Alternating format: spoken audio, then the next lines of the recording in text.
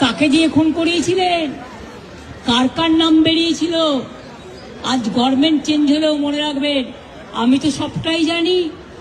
আমার হৃদয়টাই একটা কথা ভান্ডার, তথ্য ভান্ডার, সত্য ভান্ডার।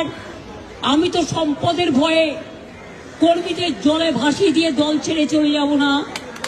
আমার তো অ্যাক্সিডেন্ট লাগতো।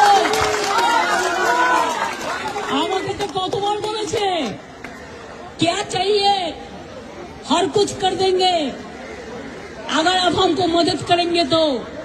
শুনুন, আমাদের পার্টির একটা নীতি আছে, আদর্শ আছে, দর্শন আছে।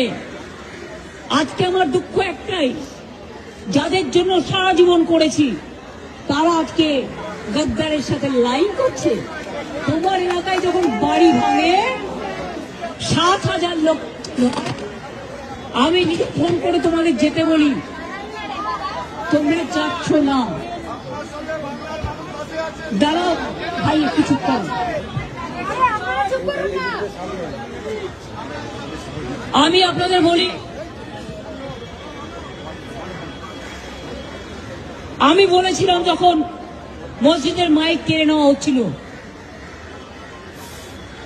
যে তোমরা একটা কেস করো, করেনি সে।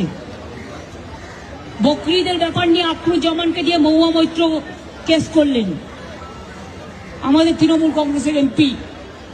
আর যারা আজকে গদ্দারি করছে তৃণমূলটাকে ভাঙবার জন্য, আমি বলি ঈশ্বর আল্লাহ তেরে নাম সপ্ত সুমতি দে ভগবান।